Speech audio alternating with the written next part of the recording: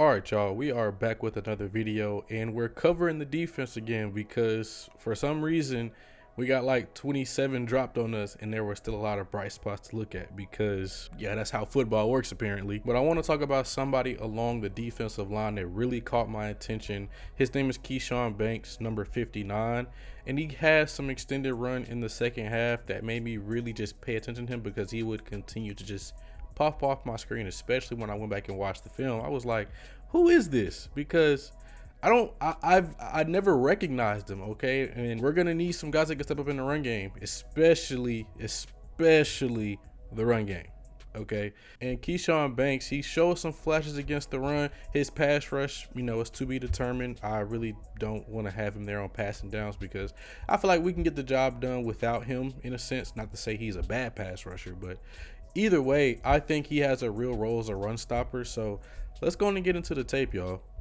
So here we go. We have the first play, and the Denver Broncos, they're going to be running wide zone, our bread and butter basically. So you're going to get everybody zone blocking to the left, and we're going to get the running back who's going to be taking, his path to really just out here, but it's not going to end up hitting there anyways, okay?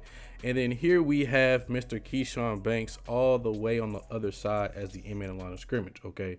Also, it's also worth talking about, the tight end will be responsible for this gap right here. So if this guy right here were to blitz, you have to pick him up. But that's not what ends up happening. So I want y'all to see what Keshawn does because this is very intriguing.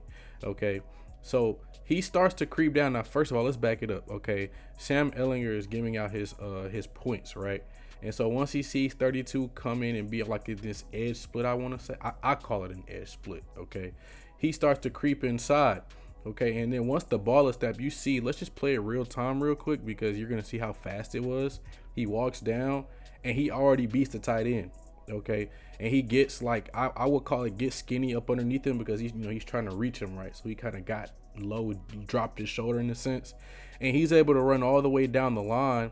Josh Woods also does a good job of getting over top of this left guard. Okay, and they're both able to run this guy down and get a minimal gain on this play.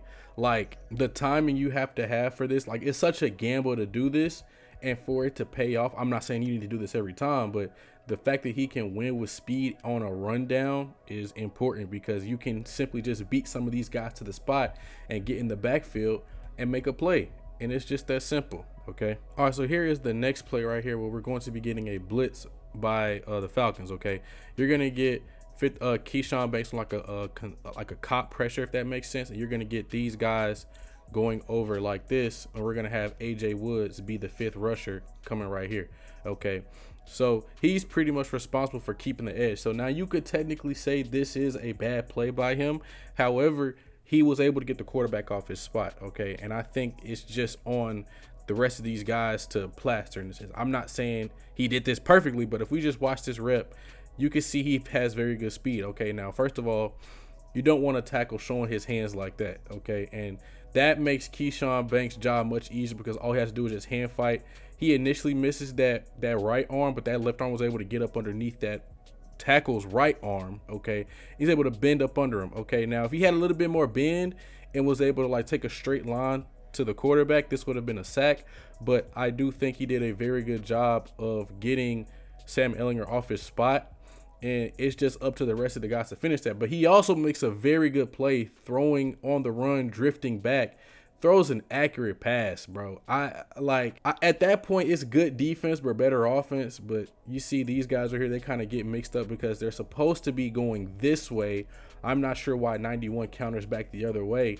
Okay, if he were to simply just stay on his path to where you're going to go this way, then it's an easy sack because he steps right up into him. But for some reason, he goes the other way. But either way, Keshawn Banks gets him off his spot.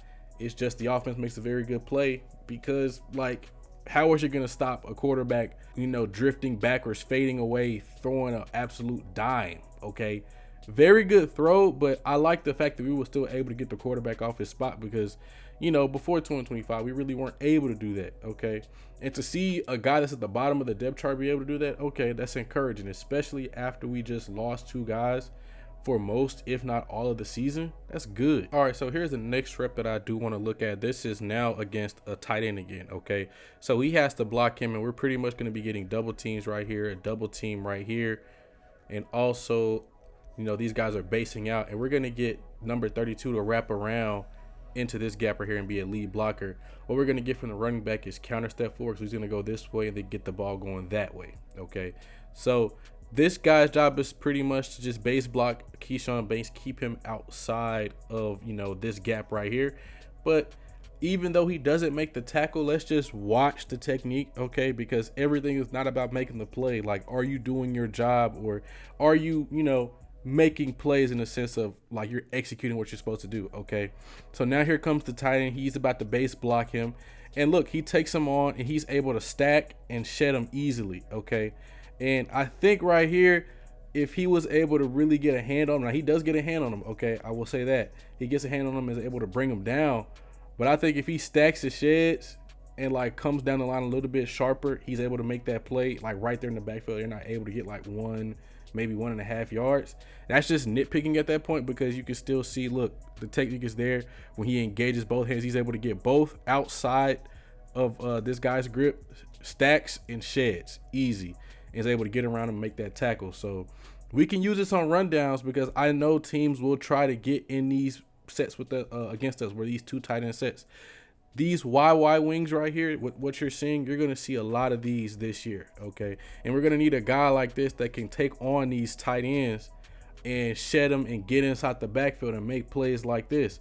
It also helps that Kobe does his job by filling in right there and taking on that lead blocker, so there's really no room for this guy to get his head of steam going.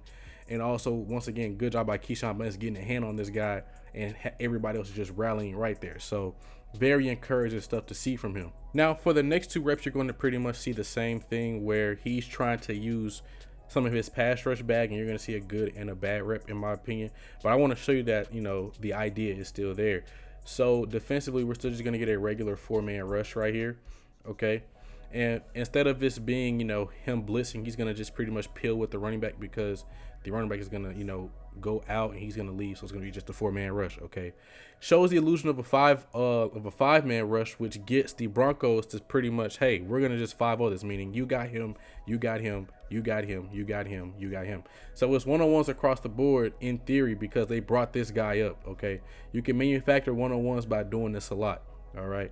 So when we watch this play, I want y'all to look at, once again, Keshawn Banks, because I think you need some power to be a successful pass rusher, okay?